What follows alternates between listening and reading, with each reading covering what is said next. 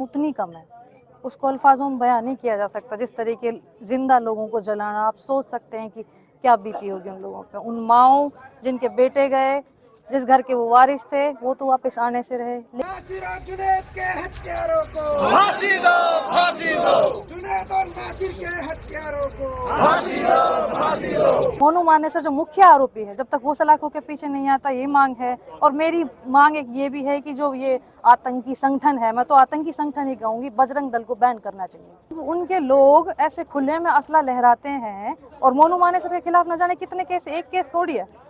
लगातार लोग इसी आतंकवादी नहीं कहोगे तो अब क्या कहोगे? जो लोगों को जिंदा जला रहे हैं। अभी कुछ दिन पहले वारिस के साथ ये हुआ था, जो कि मेवात, हरियाणा मेवात का हुसैनपुर गांव से ताल्लुक रखता था, उसको मार दिया और बाद में उसको एक्सीडेंट करार दे दिया गया। इससे ज्यादा घिनौना आप इसको संगठन कहेंगे, मैं तो उसको कहती हूँ कि आतंकवाद है। असली आतंकवाद तो ये है। तो मोनू मानेसर तो एक आतंकवादी है। पार्टियां अलग हो सकती हैं, लेकिन पहले समाज, जिस समाज से मैं बिलोंग करता हूं, आज मुझे भी इतना ही दर्द है जितना उनके परिवार को दर्द है, क्योंकि मैं इसी समाज में से निकलकर कई पार्टियों में गया हूं।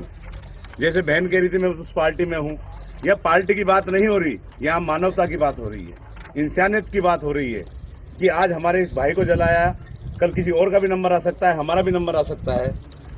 जब तक ये जो मुल्जिम है करे नहीं, जब तक हम लोग साथ बैठने वाले नहीं हैं। क्योंकि जिस तरह से यहाँ पर जब डेढ़ बोरियां हमारे पास में रखी थी, जब हम लोगों ने पूरे गांव में आया हुआ था, लेकिन आज मुझे एक भी पुलिस वाला यहाँ देखने को नहीं मिल रहा, क्योंकि उनका काम निकल गया। वो चाहते थे, जो अपने काम में सक्सेस हो गए। यहाँ की स्थानीय विधायक जी हमारे साथ में थी। हमारी जब कौम के 11 लोगों ने जब उनके ऊपर भार रखा कि भाई कौम की तरफ से आपको ही फैसला करना है, जब उनके पति ने खड़े होकर ये फैसला सुनाया कि भाई 11 आदमियों की सहमति से मैंने ये फैसला तय करा है। मैं कहना चाहता हूं, इतनी बड़ी झूठ कौम के सामने बोलने के इन्होंने साहस करा, ये बड़ा दुर्भाग्य है। क्योंकि जब इनकी बात नहीं हुई थी मुख्यमंत्री जी से, इन्होंने अपनी तरफ से ये फैसला सुना दिया कि हम पीड़ित परिवारों को 41 लाख रुपए देंगे, जिसमें 15 लाख सरकार देगी और 5 लाख मैं स्वयं दूंगी, 5-5 लाख रुपए, और 50,000 रुपए पंचायत समिति के जो हमारे प्रधान है वो देंगे। ये बात सबके सामने करी उन्होंने, और ये बात भी उन्होंने सबके सामने ही करी कि 4th क्लास की नौकरी दोनों परिवारों को देंगे, जो सरकारी। ये सही है कि गलत है? जो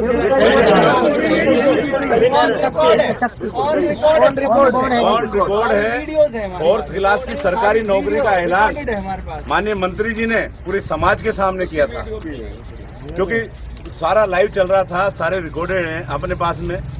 और ये भी हमारे पास में रिकॉर्ड है कि इतना गमहीन माहौल के अंदर यहाँ के प्रधान ने, पूर्व प्रधान ने ताली बजाने के लिए लोगों से कहा। अरे मैयत सामने रखिए, शर्म आनी चाहिए आपको कि आप ताली बजवा रहे हो। ये कहाँ का न्याय है? उसके बाद में दूसरे दिन आप मुकर जाते हो कि हमने तो कहा है नहीं कि नौकरी के लिए हमने कहा है। नौकरी के लिए कहा या नहीं कहा?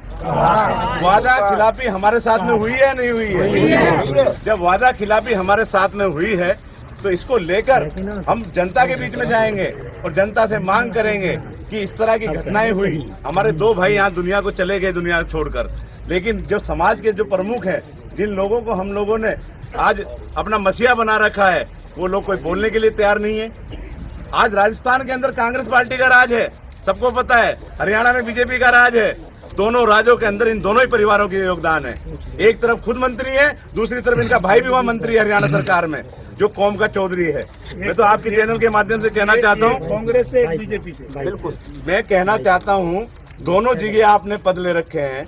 हरियाणा सरकार में भी आपने पद ले रखा है और राजस्थान सरकार में भी आपने पद ले रखा है। अरे हम तो सिर्फ कार्यकर्ता हैं, हम तो सामाजिक कार्यकर्ता हैं। हमारी इतनी बड़ी हैसियत कहाँ है कि हम सरकार से फैसला करवा सकें? हमारी ताकत तो ये जनता है। हम जनता के साथ में लड़ सकते हैं, आंदोलन कर सकते हैं, अपनी बात रख सकते हैं। लेकिन हरियाणा में जब डेली खट्टर साहब के साथ आप फोटो खिंचवाते हो, कार्यक्रम में जाते हो, जब तो आपको बात करने की टाइम है, लेकिन और कार्यकर्ता हम जैसे लोग बात करने के लिए, फोन करने के लिए कहते हैं, तो आपके पास समय नहीं है। क्यों बात नहीं करी वहाँ पर हरियाणा सरकार से? क्यों बात नहीं करी यहाँ पर राजस्थान के अंदर?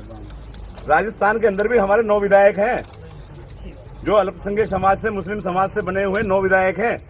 हमारा बड़ा दुर्भाग्य है कि राजस्थान के अंदर 9 विधायकों ने एक ने भी आवाज उठाने का काम नहीं किया।